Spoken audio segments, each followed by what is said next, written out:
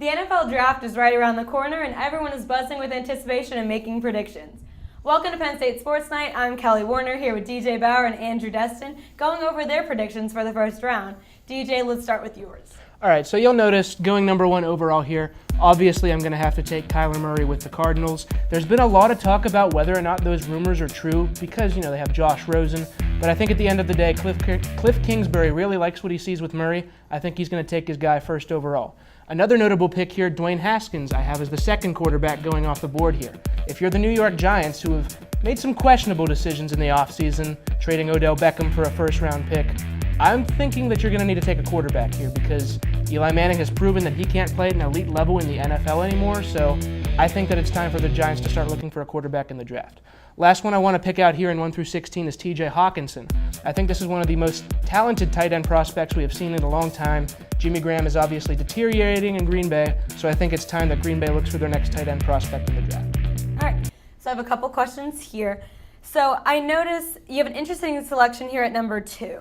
Most have Nick Bosa going here. What makes you think that San Francisco will pick Quinnen Williams over Bosa? Well, I know that the common pick here is Bosa because they need a little bit more talent on the edge, and Quinnen Williams is more of an interior guy. They've already got guys like Armstead and DeForest Buckner. But I think whenever you look at what they're going to bring to the team, Williams has Bosa beat because when you put Williams on there, not only can he go out there and attack the quarterback, but he can play the run as well. And he showed it last year with his 8 sacks that he had prowess on the edge as well. So move him anywhere on that line.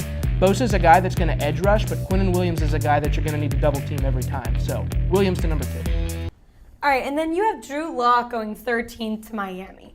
They just signed Ryan Fitzpatrick, and do you think that they'll add another quarterback so high, especially when most people think that they'll wait till 2020 when there's what's considered a more stacked draft class? Well, here's the thing with Fitz magic is that you get a little bit of it, you get high on it every year, and then it disappears and disappoints you for the rest of the season. Dolphins, they can't play their cards like that. It's time for them to look for a quarterback. They shipped Tannehill to Tennessee. Fitzpatrick is not the guy that's going to guide them to the promised land. I think Locke is a promising quarterback prospect here, and I think that the Dolphins should bite on him if he's there at 13. All right, let's look at the next 16. I think that the most notable pick here for me is Greedy Williams going to the Steelers here at number 20. Obviously, they've had a lot of struggles there in the secondary over these past couple years. They have yet to find replacements for the likes of Ike Taylor and Troy Polamalu, who have been out of the league for 4 or 5 years now. So I think it's finally time to get an elite corner prospect going at number 20 here to the Pittsburgh Steelers. And one more name I want to point out here, another tight end going at number 32 to the New England Patriots. Obviously, Rob Gronkowski retiring this season. That is a huge hole to fill. Fant, he can block pretty well, maybe not as good as Hawkinson, but he's definitely a great pass-catching tight end. And if we learned anything from Gronkowski, the Patriots love that. So if he's there at 32, the Patriots should definitely pick him up. So I want to ask about number 21.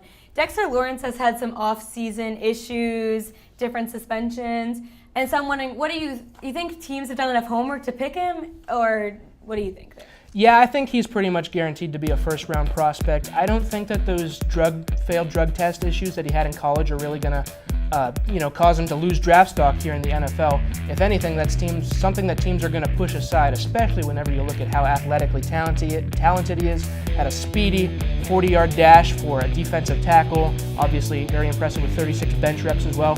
Man's a monster, so the team is going to take a chance on him in the first round, and I wouldn't be surprised if the Seahawks, who need someone on the front edge, were the one to do that. All right, Andrew, let's talk about your picks. All right, so first off, I want to say I kind of approached my mock drafts as if I was the GM for all of these teams. So obviously, the first one with the Arizona Cardinals, Nick Bosa. Personally, I believe Josh Rosen is the answer at quarterback. He's the Rosen one for a reason, and I think he's somebody they can stick with in Arizona. Some other picks I want to highlight, of course, want to go to New York. Kyler Murray, I think, is the one there. But people might be surprised. Why is he falling after Dwayne Haskins? And I'll tell you why. In Oakland, Al Davis set the precedent, and Mark Davis, his son, following suit. They like the guys with the biggest intangibles. Dwayne Haskins, taller quarterback, bigger arm, put up more gaudy numbers in terms of the passing game in college. So I think the Raiders kind of go that way. In terms of the rest of my draft here in the top 16, those are the real biggest picks I wanted to highlight. Obviously agreeing with DJ about Drew Lock going to Miami, but DK Metcalf, another guy, really put up some great numbers at the Combine, and the Redskins need somebody to take the top off the defense because Josh Doctson really isn't cutting it. Mm-hmm. So, why do you have the Raiders picking a quarterback? And then beyond that, Why do you have them picking Dwayne Haskins over Kyler Murray? I mean, we harped on it that Dwayne Haskins is the larger quarterback. He's got the better intangibles. But really, I think that the Giants are the team that want Kyler Murray. Whether he falls to number 6, that remains to be seen. But wherever they do draft, whether that's trading up or not, he's going to go to New York. That's my personal belief. Yeah, there's a lot of talk about him reuniting or rather joining Big 12 forces with Cliff Kingsbury, but I just don't see that happening. All right, let's look at your next 16. So you look at this draft and you might think, okay, Paris Campbell going to the Ravens, and personally I'm a huge fan of the guy. He put up a great 40-yard time in the draft, or rather at the combine. He had some good numbers in Ohio State playing with Haskins, so he's somebody I really look at. Byron Murphy, the Raiders got all those first-round draft picks. He's a guy who put up great statistics in Washington, great defense under Chris Peterson, so he's somebody I see him going over to Oakland. And on top of that, Greg Little, he's going to go offensive tackle to the Rams. We've seen what the Rams' draft philosophy is. It's get a young quarterback and surround him with great talent. They've gotten guys in the offseason like Clay Matthews to address the defense. Need to shore up the offense a little bit, and more specifically, that offensive line. All right. So I want to talk about the pick over here at 22 and 24. So A.J. Brown is touted as one of the best wide receivers in this draft class. What makes you think the Ravens will pick Paris Campbell over him? It's speed. It's taking the top off the defense. Lamar Jackson's a young quarterback, and he needs more help.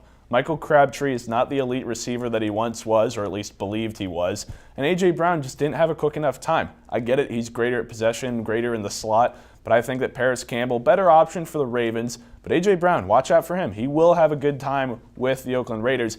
I just think this is the way these two teams are going to draft. All right, fair.